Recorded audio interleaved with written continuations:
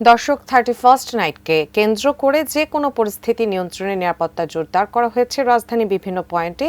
এই মুহূর্তে হাতির ঝিলে আছেন আমাদের সহকর্মী আরাফাত সিদ্দিকী। বিস্তারিত জানতে সরাসরি যুক্ত হচ্ছে তার সঙ্গে। আরাফাত, যেমনটি আমরা আগেও বলছিলাম, আমাদের সহকর্মীর সাথে কথা বলে জানতে চাচ্ছিলাম যে সরকারের পক্ষ থেকে নানা রকম বিধিনিষেধ এবং নির্দেশনা কিন্তু আছে।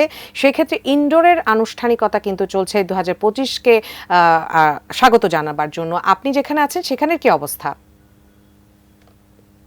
জায়গায় নববর্ষের যে উদযাপনের যে নতুন বছর ইংরেজি নববর্ষ উদযাপনের যে উৎসাহ সেই খবরগুলাই আপনি শুনছিলেন আমাদের সহকর্মীদের মাধ্যমে। আমি রয়েছি ঢাকা বিশ্ববিদ্যালয়ের টিএসসি এলাকায়। টিএসসি এলাকায় অন্যান্য বছরের তুলনায় যদি আমি এই বছর বলি, তেমন একটি ভিড়ভাট্টা যে রয়েছে, তেমন উচ্ছৃঙ্খল অবস্থা যে রয়েছে। জানেন যে এই টিএসসিতেই একটা সময়ে এত উচ্ছৃঙ্খল অবস্থা তৈরি হয়েছিল যে পুলিশ বা আইনশৃঙ্খলা রক্ষাকারী বাহিনী বাধ্য হয় যে টিএসসিতে নববর্ষের উদযাপনের সব রকমের আয়োজন নিষিদ্ধ করার জন্য। এবং তারই ধারাবাহিকতা এবারও কিন্তু আমরা দেখেছি যে এই ঢাকা বিশ্ববিদ্যালয় এলাকায় যে প্রবেশ পথগুলো, সেগুলোতে পুলিশের সতর্ক প্রহরা রয়েছে।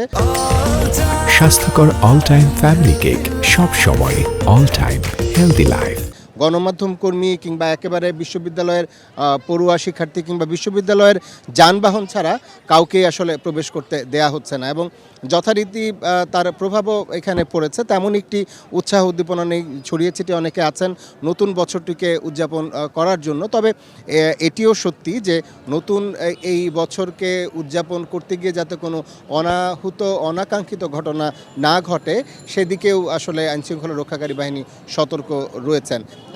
জানেন যে আইনশৃঙ্খলা রক্ষাকারী বাহিনীর পক্ষ থেকে, বিশেষ করে ডিএমপির পক্ষ থেকে বারবারই ফানুস এবং আতশবাজি ব্যবহার না করার জন্য বা ফানুস না উড়ানোর জন্য সবাইকে বলা হয়েছে, বিশেষ করে নগরবাসীদের অনুরোধ করা হয়েছে। কেননা জানেন যে এই ফানুস ঢাকা বিশ্ববিদ্যালয়ের ঠিক আমার পেছনে, আমার পাশেই যে মেট্রো রেলের লাইন রয়েছে, সেই মেট্রো রেল কিন্তু গত বছর আমরা দেখেছি যে ফানুসের যে ধ্বংসাবশেষ সেটি পড়ে মেট্রো রেল বন্ধ রাখতে বাধ্য হয়েছিল কর্তৃপক্ষ।